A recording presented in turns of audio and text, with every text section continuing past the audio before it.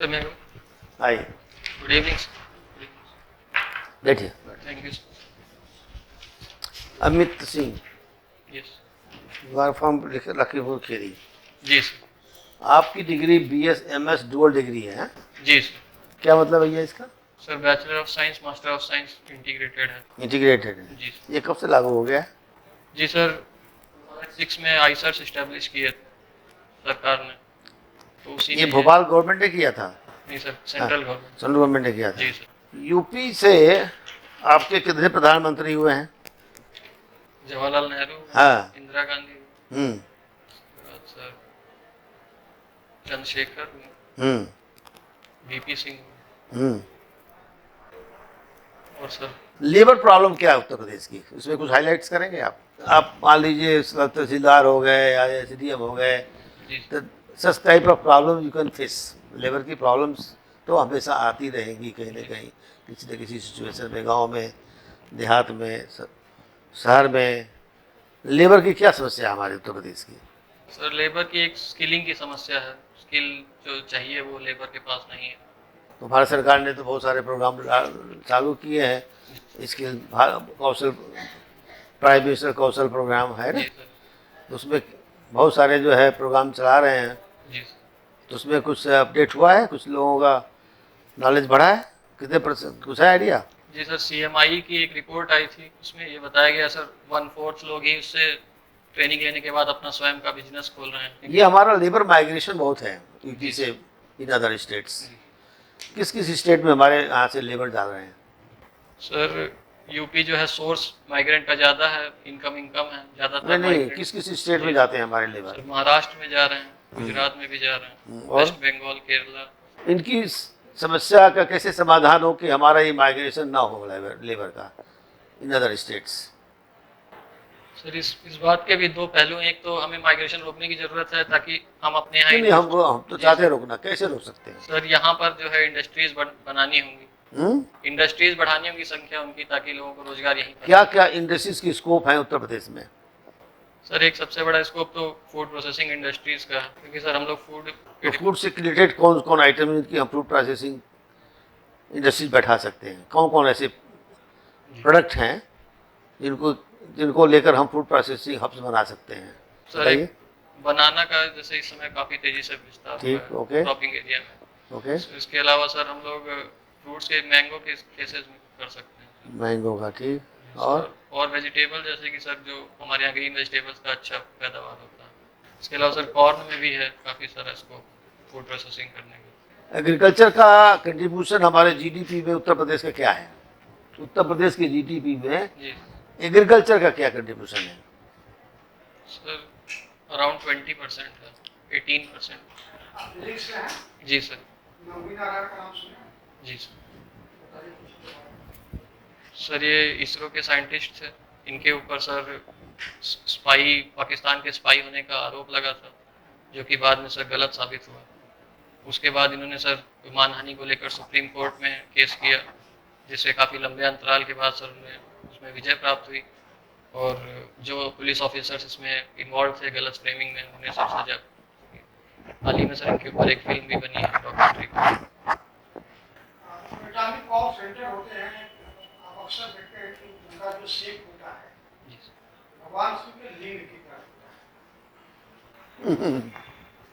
जी sir, अभी ध्यान नहीं है शासन और सरकार में क्या सर। गवर्नमेंट जो है वो इंस्टीट्यूशनल व्यू है कि एक इंस्टीट्यूशन है जो आपके लिए मतलब चीज़ें कर रहा है। गवर्नेंस जो है उसमें पीपल का पार्टिसिपेशन भी इन्वॉल्व होता है। जब तक सिटीजन का इन्वॉल्वमेंट नहीं है तो गवर्नमेंट से गवर्नेंस की तरफ हम लोग नहीं जा सकते सर। गवर्नेंस में सर कुछ उसकी क्वालिटीज़ हैं, जैसे कि रूल ऑफ लॉ होता है, अकाउंटेबिलिटी होती है, ट्रांसपेरेंसी होती है, सर रिस्पॉन्सिव गवर्नमेंट होती है।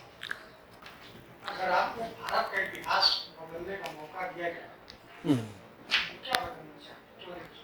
सर, 1920 के टाइम पे जब नॉन कॉपरेशन मूवमेंट हुआ था, वहाँ पे सर एक ज़रूरत थी व्यापक स्तर पे लोगों को ना सिर्फ मुद्दे से जोड़ने की, बल्कि साथ में आपस में मजहबी दीवारों से सर ऊपर उठ के जोड़ने की। वहाँ पे सर कहीं ना कहीं हमारे जो सामान्य फ्रीडम फाइटर्स थे उनसे सर थोड़ी एक गलती हुई कि वो वहाँ पे सर मूवमेंट को साथ मिलाने का मौका था, जो कि सर 1947 में बहुत डिवास्टेटिंग इम्पैक्ट उसका सर। अमित जी, जी आपने पहली प्रायोरिटी रखी डिप्टी कलेक्टर, जी क्यों बना दें आपको डिप्टी कलेक्टर?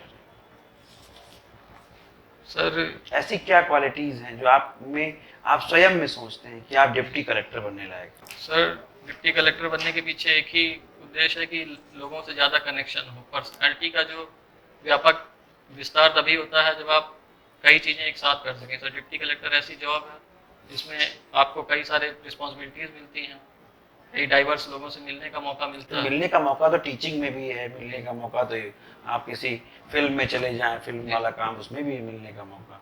सर इसके अलावा इसमें सर इम्पैक्ट हम लोग ला सकते हैं लोगों की ज़िंदगी में सर परिवर्तन ला सकते आपकी पढ़ाई जो है हुई भोपाल में, हैं। जी सर। जब रियासतों का एकीकरण हो रहा था, यूनिफिकेशन ऑफ जो प्रिंसली स्टेट्स, जी सर। ठीक है, उस समय क्या भूमिका थी भोपाल की, क्या रुख था उसका?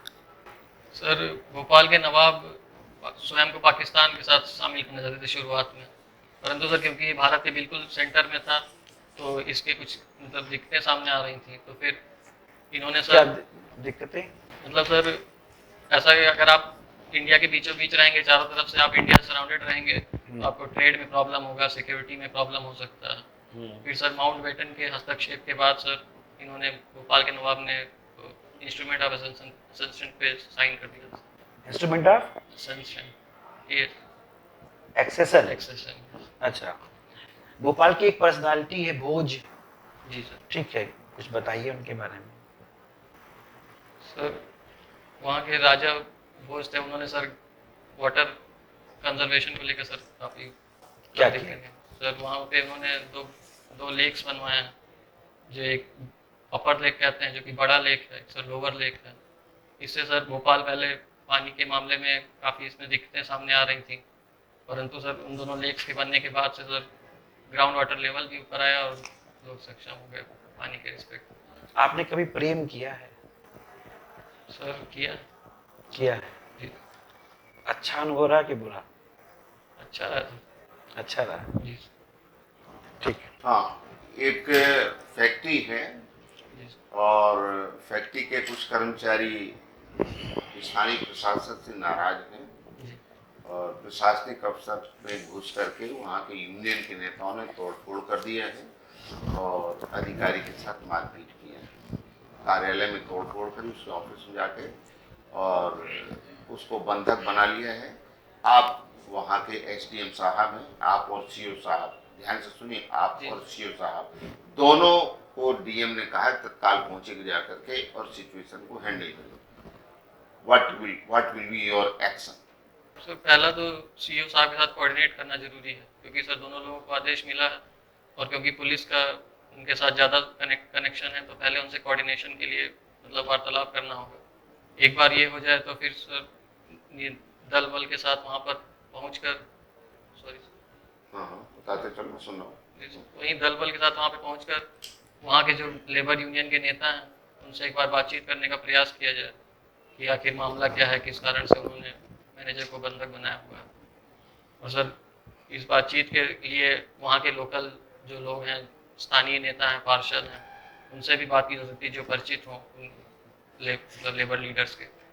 इसके बाद सर स्थिति नियंत्रण में आ जाने के बाद सर इस तोड़फोड़ और जो उन्होंने कानून को हाथ में लिया है उसके लिए सर जो सजा का प्रावधान है वो किया जाए। और अगर सर इस तरह बातचीत से वो बात नहीं संभलती है तो सिर्फ फोर्स का इस्तेमाल किया जाए। ठीक, दुधवा नेशनल पार्क की मूल समस्या क्या है? What is the basic problem of the national park, Dudhwa national park? You are from Lakhimpur Kheri. जी सर एक तो जो मैन ह्यूमन कॉन्फ्लिक्ट है वो काफ़ी ज़्यादा बढ़ गया है पिछले कुछ सालों में सर, क्योंकि सर उसका जो उसमें से एक हाईवे भी पास होता है, रेलवे लाइन भी पास होती है जिसको अभी बंद कर दिया गया है सर। उसके आसपास का एरिया जो है तराई क्षेत्र है, खेती काफ़ी होती है सर। किसानों का और जो जानवरों का है उनका जो सर टकराव जो है बढ़ रहा है धीरे धीरे। तो द ह्यूमन इंटरवेंशन है। जी हमारा सवाल ही नहीं है, मूल दुधवा नेशनल पार्क जी की मूल समस्या क्या है?